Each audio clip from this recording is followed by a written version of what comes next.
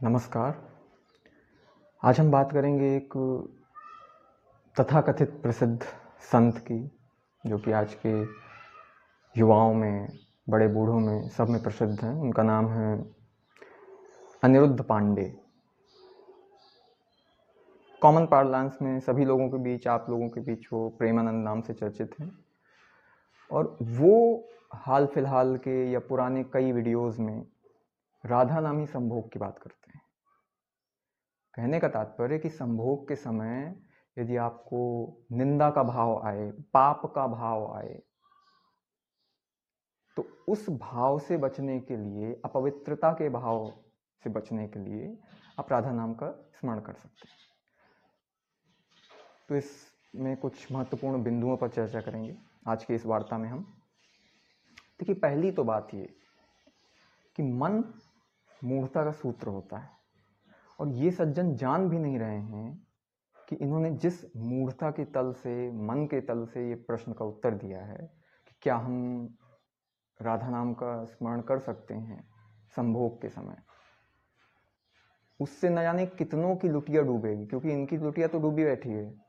इन्होंने जीवन में सब छोड़ छाड़ के भाग गए घर, न कमाया अंदर हृदय में कुछ, न मन की समझ जानी। अब जरा सोचिए, जिस व्यक्ति को मन के तल की ही समझ ना हो, वो राधा नाम या किसी अन्य ऊंचे किसी भी इस तरीके के धार्मिक या आध्यात्मिक क्षेत्र के किसी भी विषय पर क्या समझ रखेगा। हाँ, इनकी बातें शास्त्र सम्मत होती हैं, माना, शास्त्र पढ़ लिया आपने, शास्त्रों को दोहराने लग गए, लेकिन बोध सम्मत नहीं है, होश सम्मत नहीं है, प्रेम सम्मत नहीं है। प्रेम आनंद, प्रेम और आनंद से मिलकर प्रेमानंद नाम होने से ही कोई प्रेमानंद नहीं हो जाता है। किसी के जीवन में प्रेम और आनंद उसके नाम से ही नहीं आ सकता। लेकिन इन्होंने जो कर्तव्य दिखाए हैं ऐसे ऐसे प्रश्नों के उत्तर देकर, अरे भाई, जब आपको नहीं समझ है या नहीं कुछ आता समझ में, तो उत्तर ना दें, चुप रह जाएं। आपको जिस चीज का अनुभव ही ना है, ना आपने संभोग में उतरने के अनुभव को जाना, सहवास में उतरने के अनुभव को जानना तो छोड़, भीतर कुछ नहीं जाना, उसमें भी माफ किया जा सकता था। ओशो जैसे, यदि कोई कृष्णमूर्ति जैसे कि बिना संभोग में उतरे प्रज्ञा को ही जगाया होता आपने अपनी, वो भी नहीं आपने किया। खैर, तो जब कोई व्यक्ति ऐसा कहता है कि राधा नाम जप करते हुए संभोग में उतरा जा सकता है, क्योंकि कई ऐसे प्रश्न थे। कोई एक स्त्री का प्रश्न था, वो कह रही थी कि मुझे निंदा का भाव आता है। सोचिए, काम निंदा का भाव आता है और घिन जैसी आती है, फिर भी मुझे पति के लिए, पतिव्रत धर्म का निर्वाह करने के लिए मुझे उतरना पड़ता है। इनका उत्तर था, जी जी, बहुत सुंदर, बहुत सुंदर, बहुत खूब, वाह वाह वाह, इरशाद इरशाद इरशाद, खूब नाम जप करिए, नाम जप की खूब महिमा है। अब इन मूर्खानंद को ये नहीं पता, श्रीमान अनिरुद्ध पांडे को, कि यदि कोई व्यक्ति नाम जप करेगा संभोग के समय, तो अगली बार जब वो नाम जप करेगा एकांत में भी, तो उसे वही संभोग याद आएगा। इस बात की इनको बिल्कुल भी जरा खबर नहीं थी। यदि मन के तल की भी समझ होती इन मूर्खानंद को, तो ये समझ जाते कि ऐसे प्रश्न का इस भांति उत्तर नहीं दिया जा सकता। असंभव है ये आना कि आप संभोग में जाएं और राधा नाम का स्मरण करें, और बाद में जब राधा नाम का स्मरण करें, आपको ये दो-धारी तलवार की तरह मन काम करेगा। बाद में आपके लिए ये मूर्खता बन जाएगी। आप अगली बार जब राधा नाम का भी स्मरण करेंगे तो संभोग याद आएगा। तो गई भैंस पानी में, लुटिया डूबी दोनों तरीके से। एक तरफ तो हम राधा नाम का स्मरण कर रहे थे कि कम से कम राम की यात्रा हो जाए, हमारी आध्यात्मिक यात्रा हो जाए। उसी राधा नाम का आप अब ये हो गया, दूषित हो गया आपके हिसाब से। अब जो काम के लिए इतना व्याकुल है, घिन से पीड़ित है, उसके लिए तो राधा नाम और भी पाप हो गया। आपके अनुसार यदि तर्क देते हैं कि बड़ी महिमा है, तो अगली बार जब वो राधा नाम लेगा और उसके मन में वही ख्याल आएंगे, तो उससे बचने के लिए क्या करेगा? उसके लिए दूसरा कोई नाम चाहिए आपके हिसाब से। आपके लिए यदि काम से एस्केप करने के लिए, और देखिए दूसरा बिंदु ये है कि ये एस्केपिस्ट बना रहे हैं आपको। पहले से आप एस्केपिस्ट थे, इसलिए काम से भागते थे, उसके अनुभव में पूरे ना उतर के आधे अधूरे भाव से चले जाते थे। अब आधे अधूरे भाव से जाने के मतलब आप किसी दूसरे चीज का अनुभव स्मरण कर लें, जैसे राधा नाम है, या किसी दूसरी ऐसी चीज का स्मरण कर लें कि नहीं नहीं भगवान बचाओ हमें, किस गंदे कृत्य में जा रहे हैं हम पतिदेव के कारण, है ना। तो इन्होंने ऐसी मूर्खता की धारा नहीं चलाई है, और इनके खिलाफ बोलने का मतलब इनके खिलाफ बोलना नहीं है, इस मूर्खता की धारा के प्रति बोलना है और उस चेतना को जगाना है जो कुछ समझ सकती हो, जो मन के पार का हो, जो कुछ समझ सकती हो, जो शब्दों के पार का हो।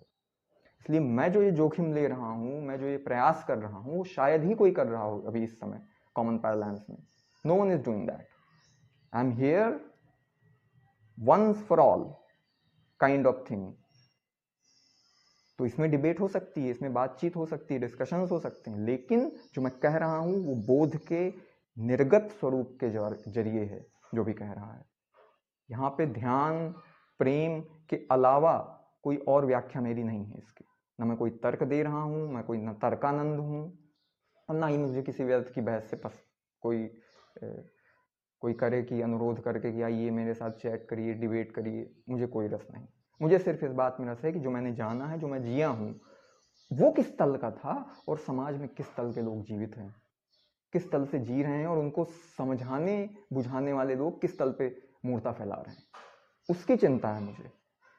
तो काम निंदा जब तक जीवन में रहेगा तब तक आप एस्केपिस्ट रहेंगे। इसी तरह किसी नाम का सहारा ले लेंगे। कल को कोई कहेगा ये नाम ले लो, कल को कहेगा कि हमने इतने लाख नाम ले लिए, हमें तो मोक्ष मिल जाएगा। इतनी सस्ती बात नहीं है। कलयुग केवल नाम आधारा। तुलसी लिखने वाले वो तक तो मोक्ष नहीं गए, वो क्या खाक आपको मोक्ष भेज पाएंगे? इतना सरल है।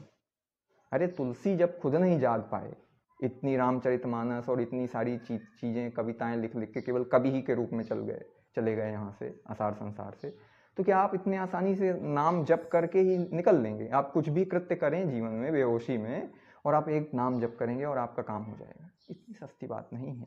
जीवन है, ये अध्यात्म है। यहाँ पे लगाना पड़ता है जीवन, पूरा पूरा लग जाता है, तब भी शायद ही कुछ मिले। कबीर कहते हैं कि शीश दिए जो गुरु मिले तो भी सस्ता जान। इस अहम की बलि वेदी पर आप चढ़ा दें अपने अहंकार को, तो भी अगर प्रभु कृपा गुरु कृपा मिल गई तो भी सस्ती बात है, समझ लो। बहुतों को तो तब भी नहीं मिलती, उनकी मूर्ता इतनी परम होती, प्रेमानंद जैसों। खैर, तो एस्केपिस्ट अगर आपको बना रहा है कोई भी, काम में, सेक्स में, संभोग में, तो आप समझिए वो सबसे बड़ा दुश्मन है आपका। क्योंकि जब तक जानने वाले हमेशा ये कह गए हैं, और तंत्र में भी काम की व्याख्या की गई है, और तंत्र एकमात्र उपाय है, मैं कहूँगा, सेक्स से मुक्त होने का।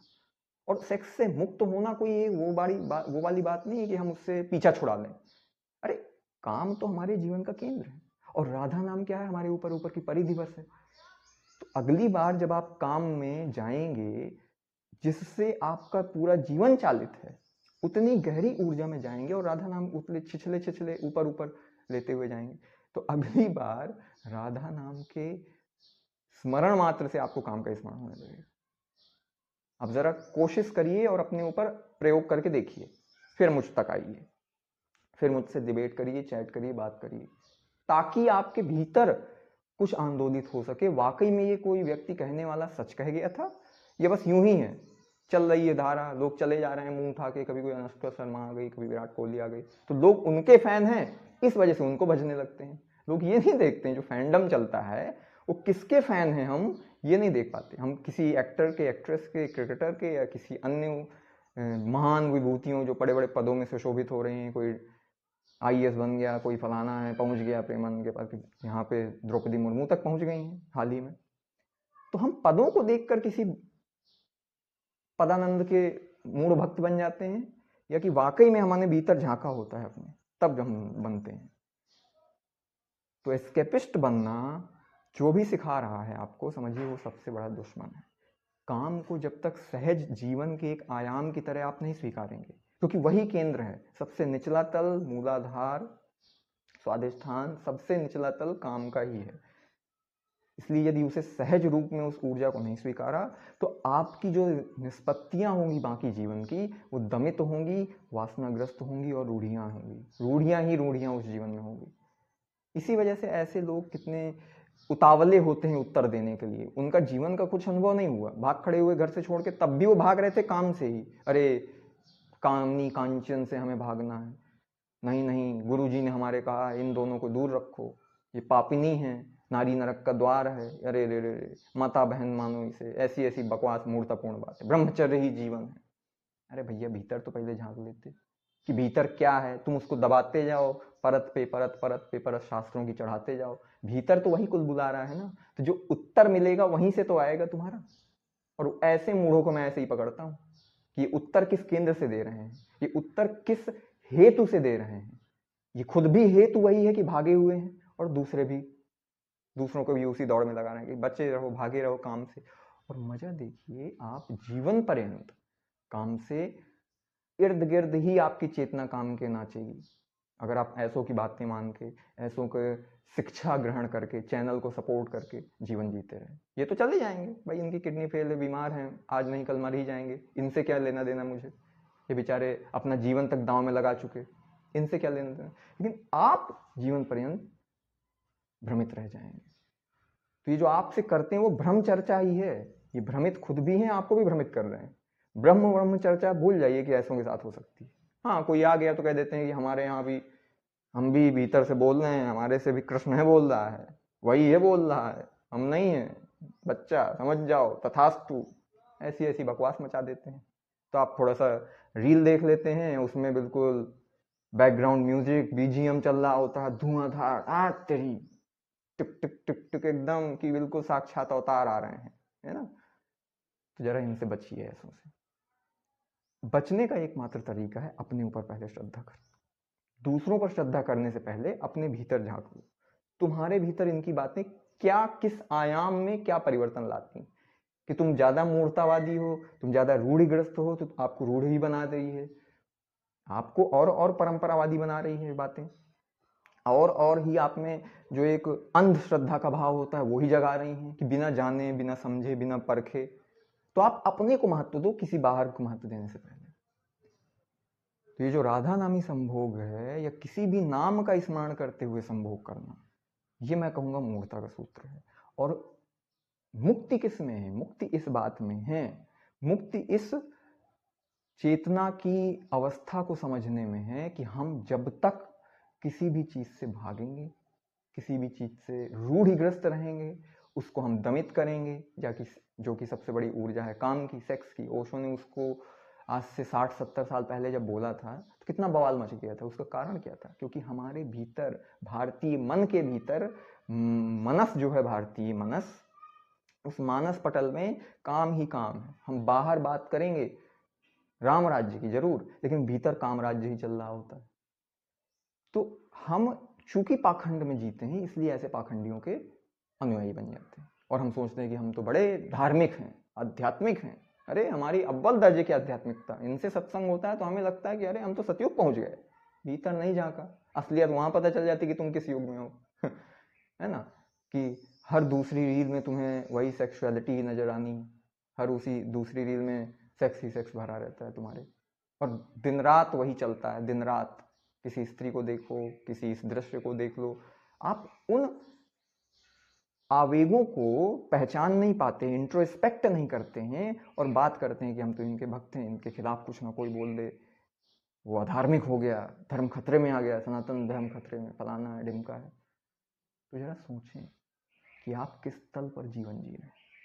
आपके जीवन जीने में और इनके सिखावन में कितना मैच है। क्योंकि आप अपने ही तल के लोगों को चुन लेते हैं, आप जिस तल पे हैं उसी तल के लोगों को चुन लेते हैं कि ये मेरा धार्मिक फ्रेंड है, ये मेरा धार्मिक गुरु है, अब मुझे बदलने की जरूरत नहीं पड़ेगी। क्यों? क्योंकि जो बातें मुझे अच्छी लग रही वही वही परोस रहा है बंदा, बस मस्त यूट्यूब में बैठ के। यही तो चल रहा है। आपका हृदय गदगद हो जाता है, अहंकार से फूल जाता है कि अरे देखो भाई, सतयुग आ गया, अवतारी पुरुष जन्म हो गया उनका। तो जरा देखें, आप अहंकार के केंद्र से जी रहे हैं या वाकई में प्रेम और आनंद के केंद्र से जी रहे हैं। ध्यान रखिएगा। नाम जप की जो महिमा है उस पर मैं आगे वीडियो बनाऊंगा, काम की तंत्र की क्या व्याख्या है उस पर भी वीडियोस बनाऊंगा। लेकिन आज ये कहना था कि राधा नामी संभोग जैसी मूर्ताएं जब तक आप मानते रहेंगे और जब तक इनको ऐसे ही सपोर्ट देते रहेंगे, तब तक आपके जीवन में कोई परिवर्तन नहीं आएगा। और जब जीवन में परिवर्तन नहीं आएगा तो आप लाख बातें कहीं की भी सुने, कितना भी अध्यात्म फॉलो कर लें, आप रहेंगे वही के वही। तो वही अगर नहीं रहना है, कुछ अलग होना है, मेरे साथ इस यात्रा में यदि आपने कदम रखे हैं, तो दृढ़ता से रखना है। आप ही के लिए सब है, ये मेरे भीतर उमगा है वो सब आपके ही लिए है। तेरा तुझको अर्पण क्या लागे मेरा, यहीं से आए हैं, यहीं के लोगों को बांटेंगे और चल देंगे। एक दिन जब बुला लेगा वो, कहेंगे हम भी राधा राधा चलते है ना। लेकिन उसमें राधा नाम में बात होगी, कोई होश की निष्पत्ति होगी, प्रेम की निष्पत्ति होगी, बोध की निष्पत्ति होगी। बातें शास्त्र सम्मत नहीं होंगी, केवल बातें बोध सम्मत होंगी।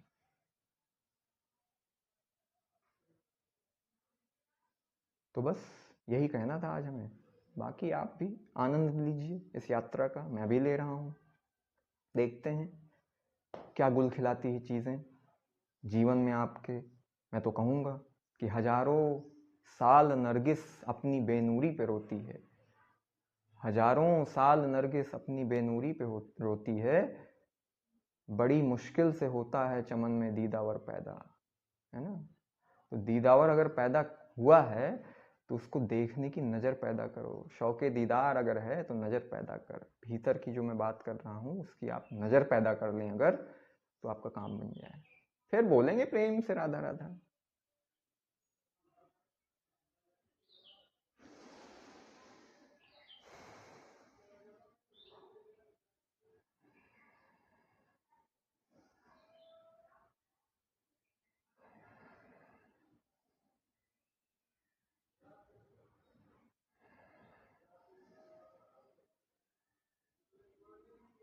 हरिओम तत्सत।